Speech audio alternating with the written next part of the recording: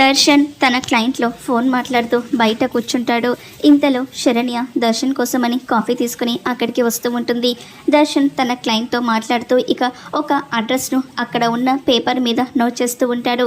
మీకు 1 డేలో డెలివరీ అయిపోతుంది అని దర్శన్ వాళ్ళ క్లయింట్కి హామీ ఇస్తూ ఉంటాడు.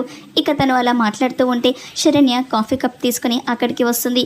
దర్శన్ ఫోన్ మాట్లాడుతూ ఉండడంతో కాఫీ కప్ను టేబుల్ మీద ఉన్న పేపర్ దగ్గర శరణ్య పెడుతూ ఉంటుంది. అలా కాఫీ కప్పు పెట్టడంతో దర్శన్ రాసిన అడ్రస్ మొత్తం కూడా చెరిగిపోతూ ఉంటుంది. ఇక ఇంతలో శరణ్య వెళ్ళిపోతూ ఉంటే దర్శన్ ఇక ఆ పేపర్ చూసి ఒక్కసారిగా షాక్ అయిపోతూ గట్టిగా శరణ్య మీద అరుస్తూ ఉంటాడు.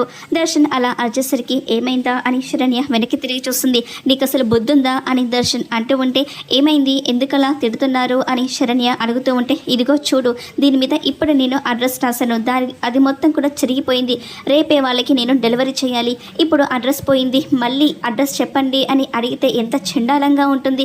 ఇదంతా కూడా నీ వల్లే అని దర్శన్ అరుస్తూ ఉంటాడు.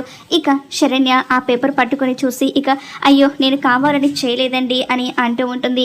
దర్శన్ మాత్రం నువ్వు ఎప్పుడు చూడు ఏదో ఒకటి చేస్తూనే ఉంటావు అని చాలా కోపంగా అంటూ ఉంటే శరణ్య ఇక బాధపడిపోతూ ఇక వెంటనే ఆ పేపర్ మీద ఉన్న అడ్రస్ను ఇక చెప్తూ ఉంటుంది. శరణ్య అలా అడ్రస్ చెప్పేసరికి దర్శన్ షాక్ అయిపోతూ శరణ్య వంక చూస్తూ ఉంటాడు. ఇక మీకు అడ్రస్ దొరికింది కదా, హ్యాపీనా అంటూ ఇక శరణ్య అనేసరికి దర్శన్కి దిమ్మ తిరిగిపోతుంది. ఇక మరి ఏం జరుగుతుందో రాబోయే ఎపిసోడ్లో చూద్దాం. వీడియోని లైక్ చేసి ఛానల్ని సబ్స్క్రైబ్ చేసుకోండి.